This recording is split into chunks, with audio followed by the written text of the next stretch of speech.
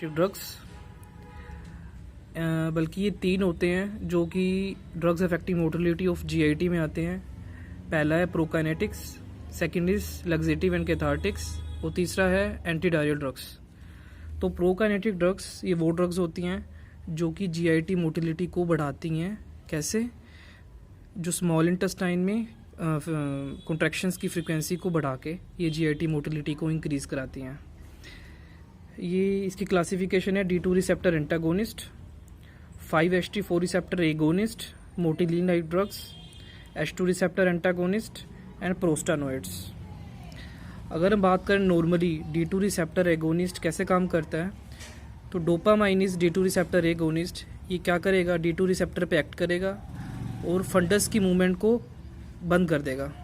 Funds की movement अगर बंद होगी तो कॉन्ट्रैक्शंस भी अपने आप कम हो जाएंगे स्मॉल इंटेस्टाइन में, और कॉन्ट्रैक्शंस कम हो गए तो जीआईटी मोटिलिटी भी इनहिबिट हो जाएगी। ये है नॉर्मली एक्शन जो D2 रिसेप्टर एगोनिस्ट कराता है।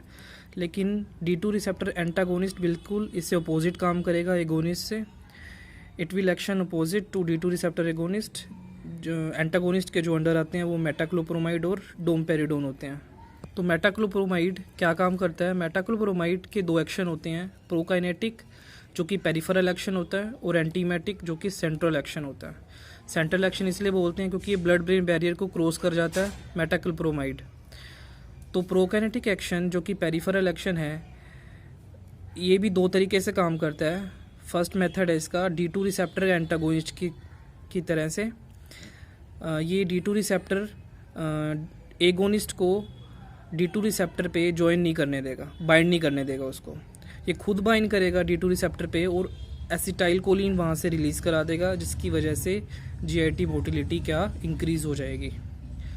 दूसरा ये एक्शन करता है 5-HT4 रिसेप्टर एगोनिस्ट से, यानी कि मेटाक्लोप्रोमाइड 5-HT4 रिसेप्टर पे एक्ट करेगा, वहाँ एगोनिस्ट की तरह काम करेगा और एसिटाइल कोलिन को इंक्रीज़ करा देगा। एसिटाइल कोलिन इंक्रीज़ कराने के बाद जीआईटी की मोटिलिटी बढ़ जाएगी। सो ये मेटाक्लोप्रोमाइड के प्रोकाइनेटिक पेरिफेरल एक्शन के 2 मेथड्स हैं। एंड सेंट्रल एक्शन होता है इसका। हमें पता है कि D2 रिसेप्टर का एंटागोनिस्ट होता है, तो D2 रिसेप्टर को ब्लॉक करेगा कहाँ पर? CTZ एरिया में, और जिसकी वजह से वोमिशन नहीं होगी। तो हमें ध्यान रखने की ये बात है कि एसिटाइल कोलिन जीआईटी मोटिलिटी को बढ़ाता है, बट डोपामाइन जो है वो जीआईटी मोटिलिटी को कम करता है। अगर हम बात करें डोमपेरिडोन की, जो कि D2 रिसेप्टर एंटागोनिस्ट के अंडर ही है, ये इसका सिर्फ पेरिफेरल एक्शन होता है। ये ब्लड ब्रेन बैरियर क्रॉस नहीं करता, इसलिए इसका सेंट्रल एक्शन नहीं है, यानी कि ये एंटीमेटिक के तौर पे आप इसको यूज़ नहीं कर सकते, इसको सिर्फ प्रोकाइनेटिक के तौर पे यूज़ कर सकते हैं। और जो डोपामाइन एंटागोनिस्ट है उसका action same as peripheral action prokinetic की तरह है कि डोमपेरिडोन ये D2 रिसेप्टर पे बाइंड करेगा और एसिटाइलकोलिन रिलीज़ कराएगा और फिर जीआईटी की मोटिलिटी बढ़ा देगा। उसी तरह आते हैं 5-HT4 रिसेप्टर के एगोनिस्ट। नॉर्मली क्या होता है कि 5-HT4 रिसेप्टर क्या करते हैं, ये प्रेजेंट होते हैं पोस्ट गैंग्लियोनिक कोलिनर्जिक न्यूरॉन्स में। जो गैंग्लियोनिक कोलिनर्जिक न्यूरॉन्स प्री होते हैं और पोस्ट होते हैं, लेकिन ये पोस्ट में प्रेजेंट होते हैं और वहाँ पर ये एक्ट करके 5-HT4 रिसेप्टर पे एसिटाइलकोलिन रिलीज़ करा के जीआईटी मोटिलिटी को बढ़ा देते हैं। जो एजेंट होते हैं वो हैं सीसाप्राइड और टेगासिरोल। सीसाप्राइड ये क्या करेगा? पोस्ट गैंग्लियोनिक कोलिनर्जिक न्यूरॉन पे आके 5-HT4 रिसेप्टर से बाइंड होगा, वहाँ से एसिटाइलकोलिन रिलीज़ कराएगा और फिर जीआईटी मोटिलिटी जो है वो बढ़ जाएगी। टेगासिरोल क्या है? ये पार्शियली एक्ट करेगा, पार्शियली एगोनिस्ट है 5-HT4 रिसेप्टर का, इसलिए इसका जो एक्शन है वो सीसाप्राइड से कम होगा। उसके बाद आता है मोटिलिन लाइक ड्रग्स।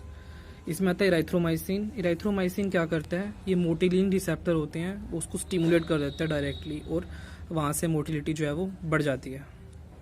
उसके बाद आते हैं H2 रिसेप्टर एंटागोनिस्ट, यानी कि जो H2 रिसेप्टर को ब्लॉक करेंगे। वो एजेंट होते हैं रेनिटिडीन, सिमेटिडीन। ये क्या करते हैं? H2 रिसेप्टर को ब्लॉक करते हैं, जिसकी वजह से क्या होगा? एसिटाइलकोलिनेस्टरेज जो एंजाइम उसकी एक्टिविटी कम हो जाएगी।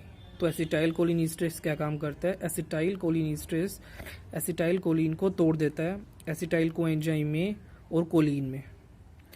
तो अगर एसिटाइल कोलिन ईस्ट्रेस नहीं होगा तो एसिटाइल कोलिन नहीं टूटेगा एसिटाइल कोएंजाइम और कोलिन में, जिसकी वजह से एसिटाइल कोलिन की कंसनट्रेशन बढ़ जाएगी और मोटिलिटी जो है वो इंक्रीज़ हो जाएगी। उसके बाद आते हैं प्रोस्टानोइड्स फॉर एग्जांपल मीज़ोप्रोस्टोल। ये क्या होता है, कोलोनिक प्रोकाइनेटिक एजेंट की तरह काम करता है, यानी कि कोलोन पे एक्ट करेगा और वहाँ से एसिटाइल कोलिन रिलीज़ करा के जीआईटी मोटिलिटी को बढ़ा देगा। साथ ही साथ ये साइटोप्रोटेक्टिव एजेंट भी होता है। Thank you.